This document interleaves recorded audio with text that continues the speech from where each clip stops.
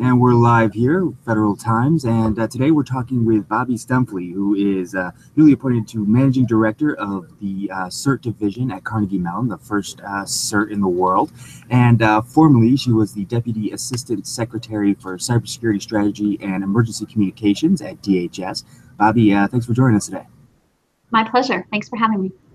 So first off, let's talk about that, in a town of long titles, that's a pretty long title. Could you break down a bit for us what you did when you were at DHS?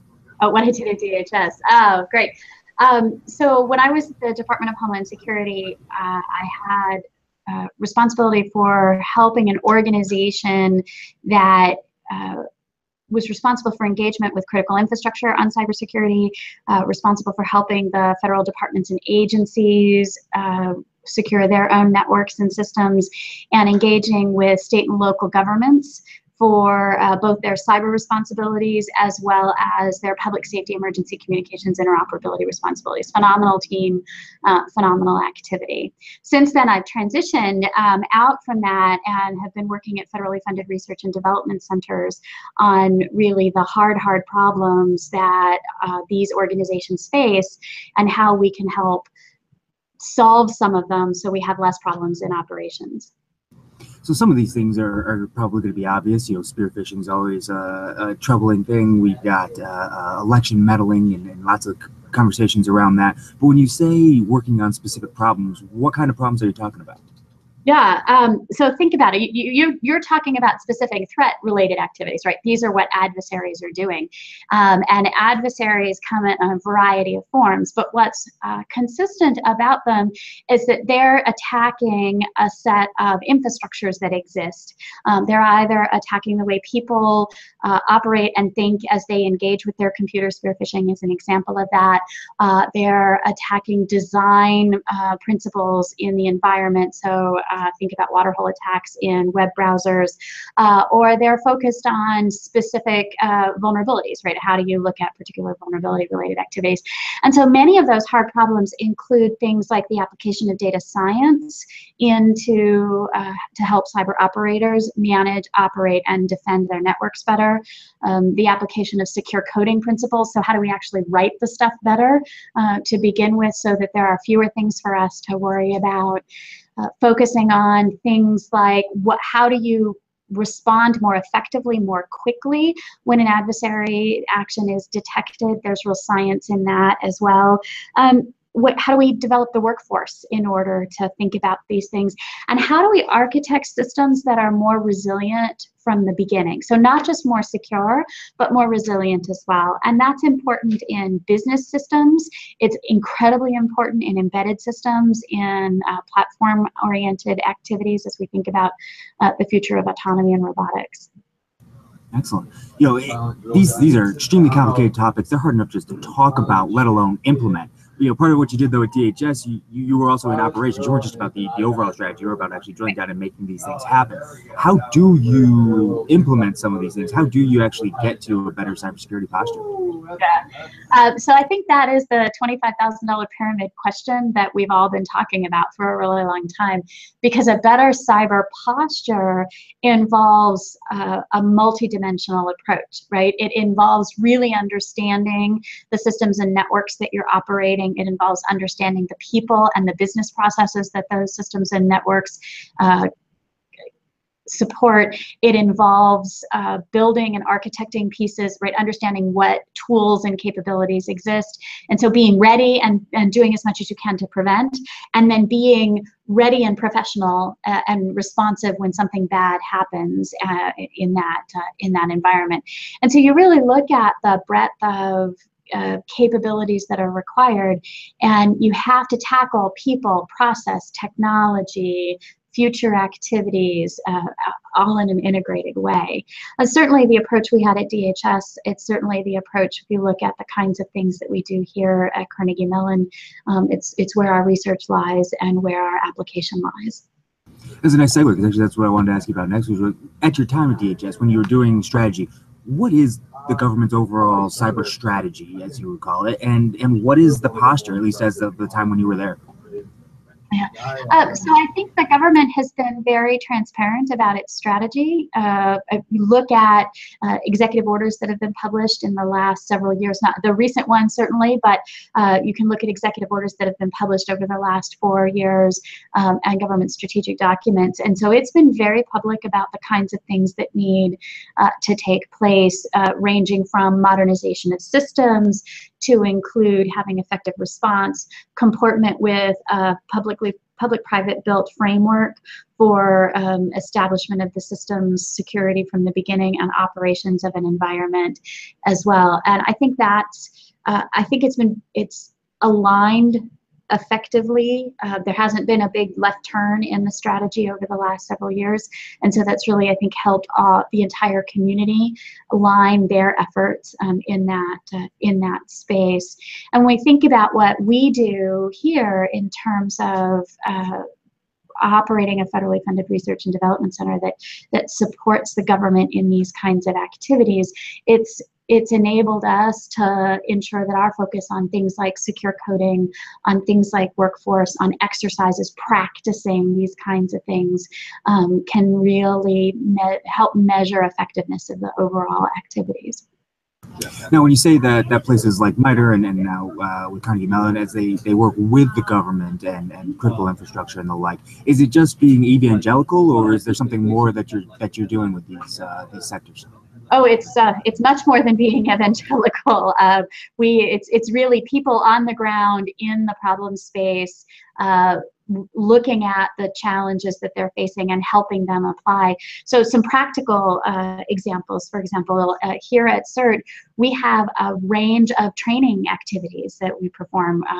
We, in partnership with the Heinz College here at Carnegie Mellon, have just created a CISO certificate and trained a number of government and industry individuals on what is a CISO. This is a title that has been thrown about. People have this title all over the U.S. and certainly all over the world. And so what should be the professional expectations of this individual? What are the kinds of resources that they should bring to the table? We have the same for a chief risk officer. We offer training on insider threat.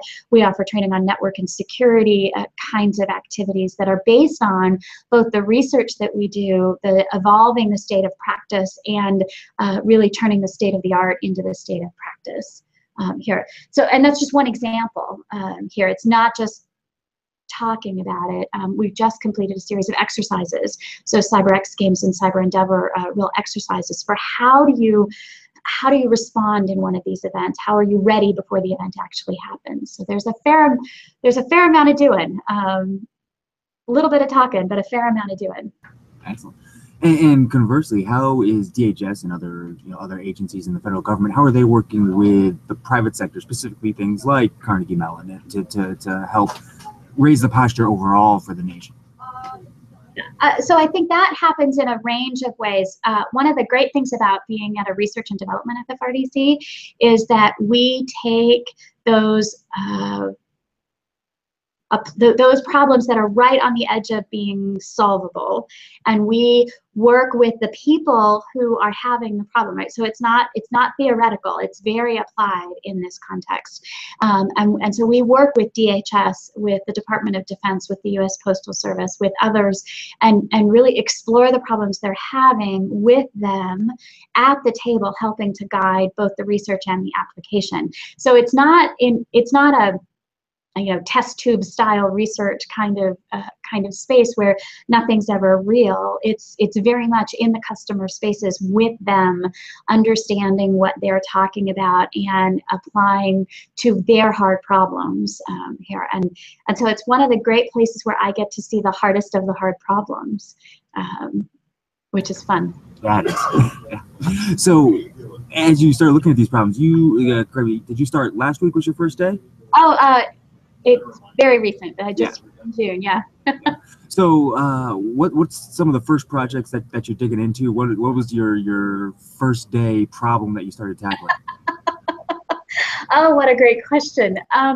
So conveniently enough, I stepped in right in the middle of one of these exercises that we've been doing, which has been really, really fun to see, because it's about it's a way that we can step back and say, this is what things look like in practice, and here's how all of the work that all of the organizations have done really are playing out in this simulated environment. And so I've gotten to see great things about simulated environments where capture the flag kinds of activities can occur. I've gotten to talk to actual operators about the kinds of challenges that they're facing.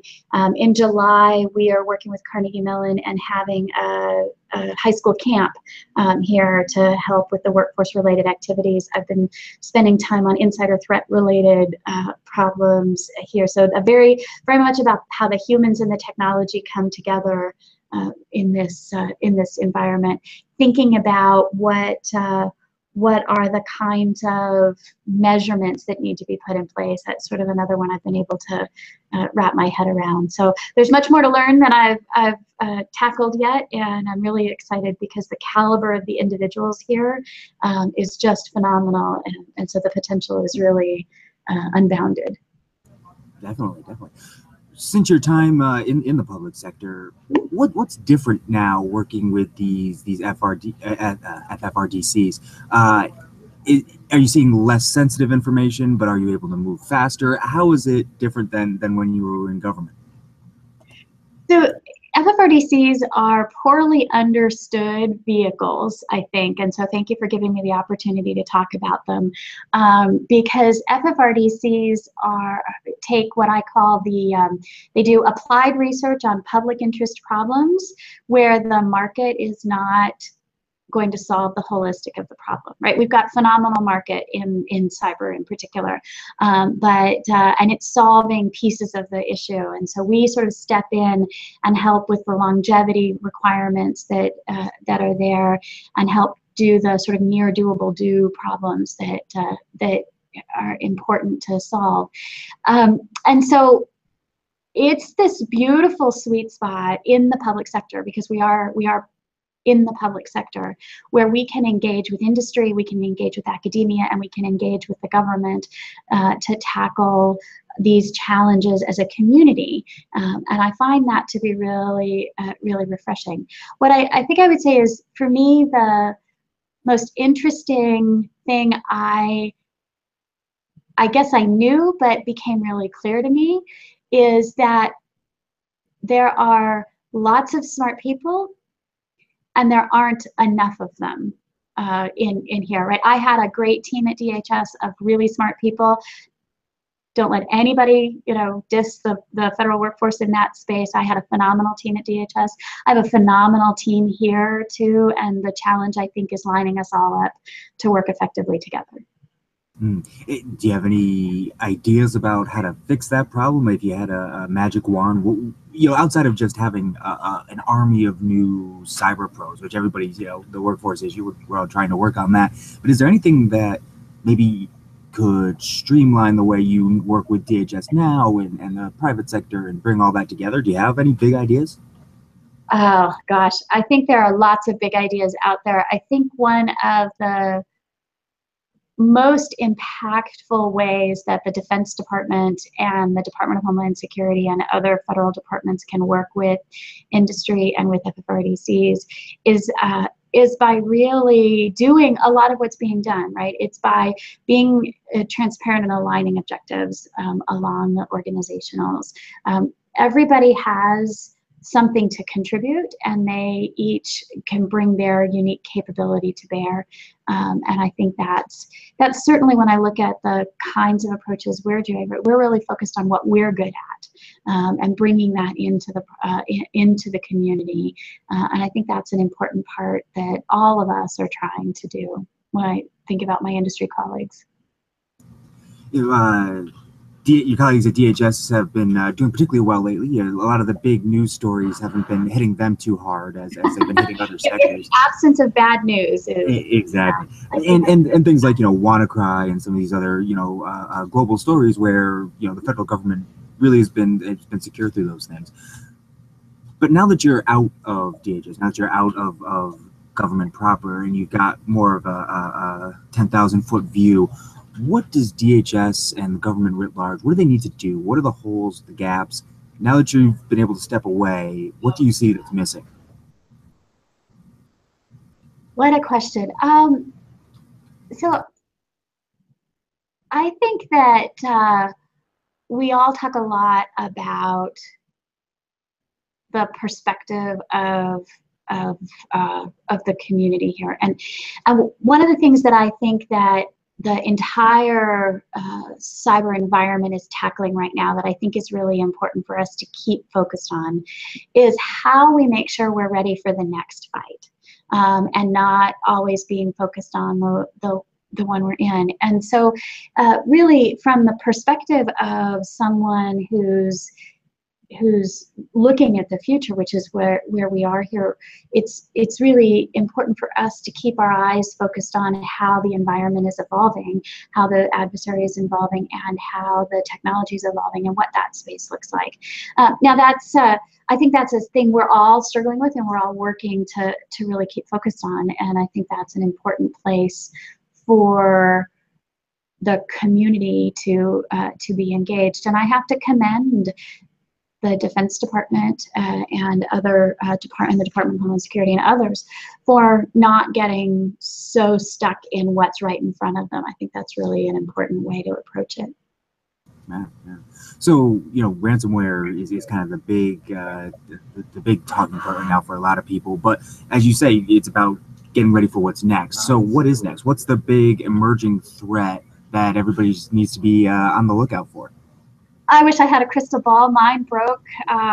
Well, if I ever had one, it probably broke when I dropped it. So I'm not quite sure how to read it in that space. But what I will say is that I think you will see that the emerging technology trends are very real, right?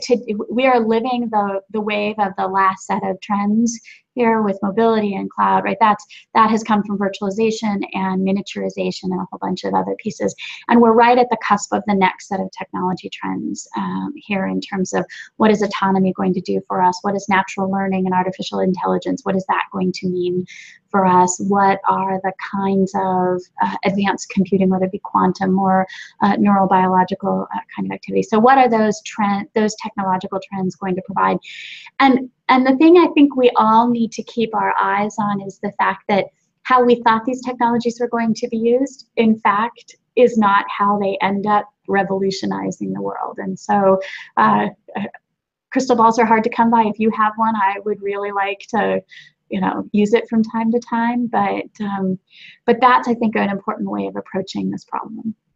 Definitely. Bobbie Stempfley, thank you for joining us this morning. The new managing director of the Carnegie Mellon University CERT division. Bobbie, thanks for joining us, and hopefully we'll be able to have you back soon. I look forward to it. Thank you.